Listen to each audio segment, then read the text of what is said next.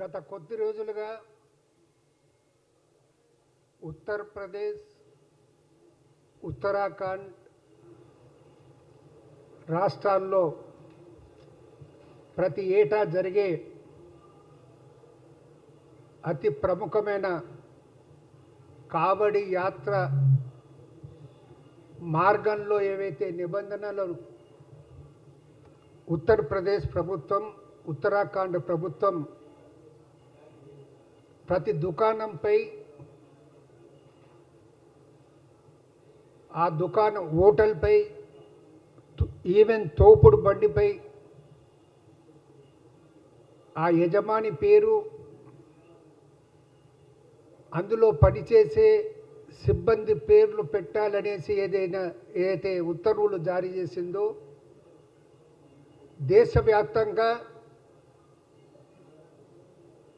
ఆ విషయమే తీవ్రమైన వ్యతిరేకత, ఆందోళనను వెలిబుచ్చడం జరిగింది. ఈరోజు సుప్రీంకోర్టు ఆ ప్రభుత్వాలు విధించిన ఉత్తర్వులపై స్టే విధించిందన్న మాట మనవి చేసుకుంటూ సుప్రీంకోర్టు ఉత్తర్వులను తెలంగాణ కాంగ్రెస్ కమిటీ తరపున స్వాగతిస్తున్నామన్న మాట మనం చేస్తూ ఉన్నాము. లోక్సభ ఎన్నికల్లో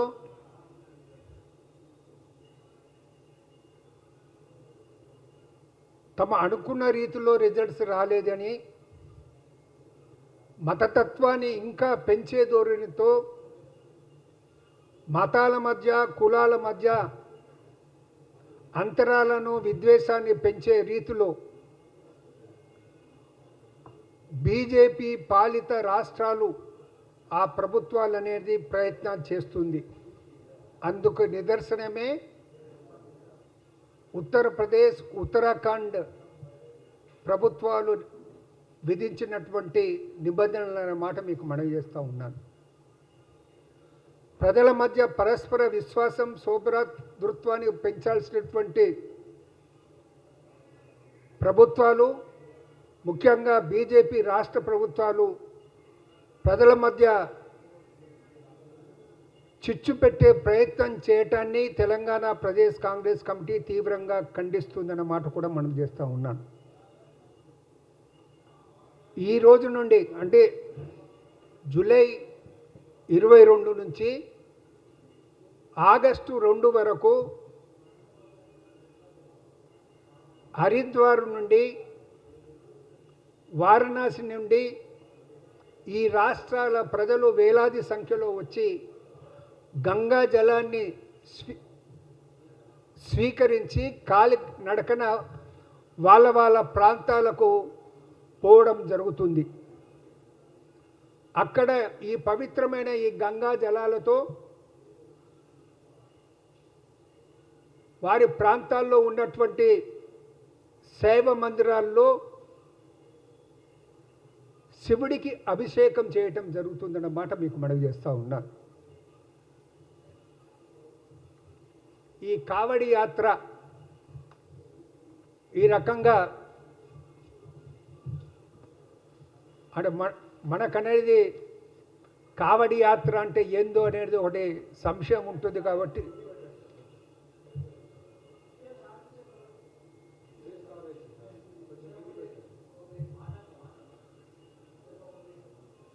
సో ఇట్లా ఈ కావడి, ఇందులో మీకు బిందెలు కనబడుతున్నాయి.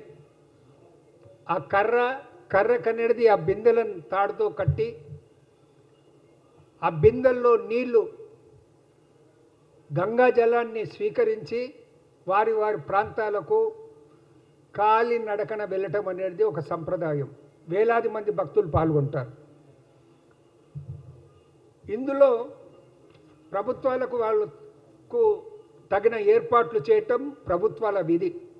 ఏ రకంగా అయితే మన దగ్గర బోనాలు జరుగుతాయో, గణేష్ ఉత్సవాలు జరుగుతాయో, ఆ సందర్భాల్లో ప్రభుత్వాలు ఏర్పాటు చేసినట్టు ఈ యాత్ర సందర్భంలో కూడా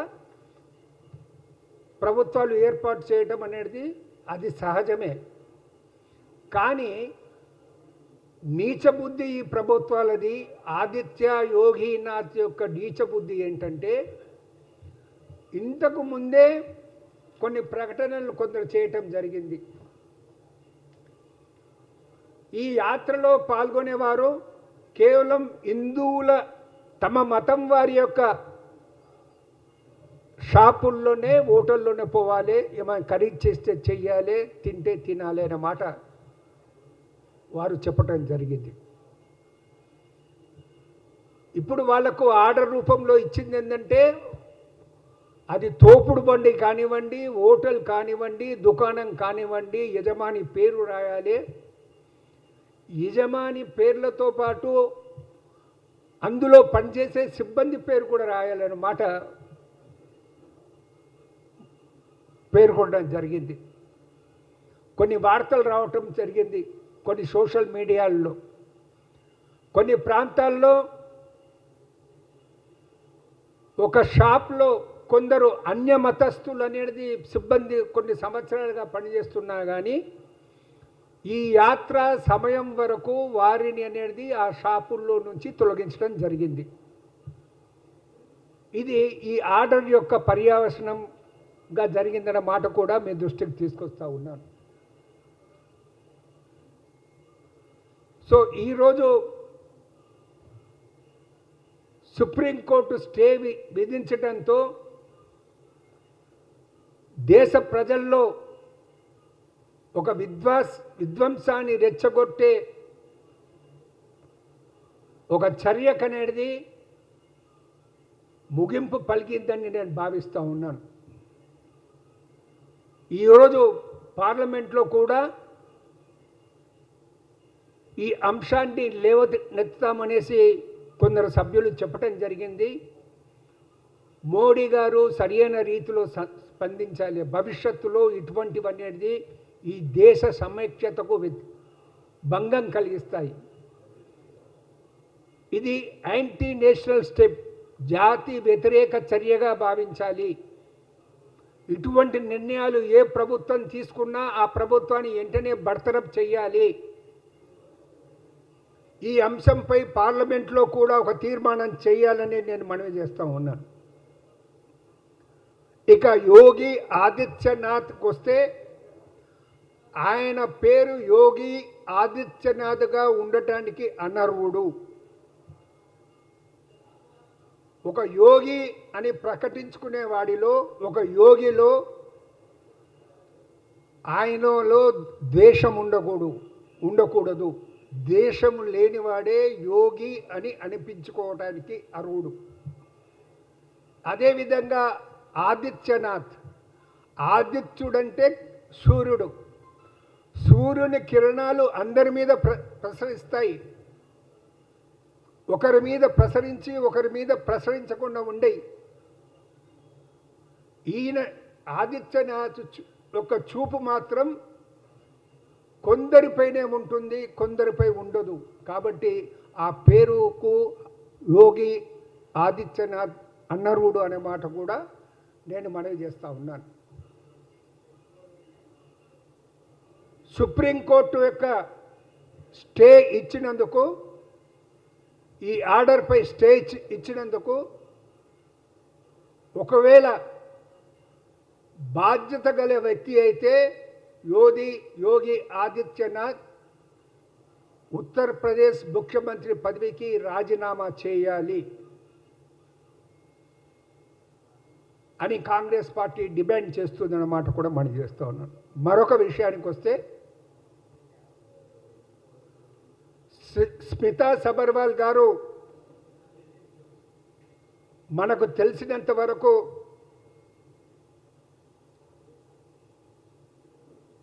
ఒక మంచి అధికారిని, కానీ వారు తమ నిన్నటి ట్వీట్లో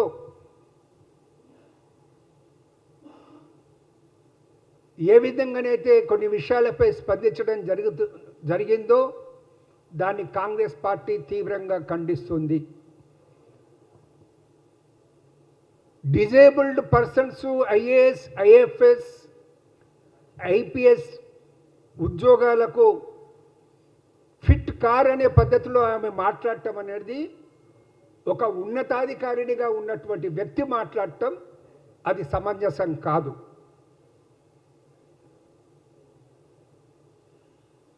ఆ విభాగానికి అంటే డిజేబుల్డ్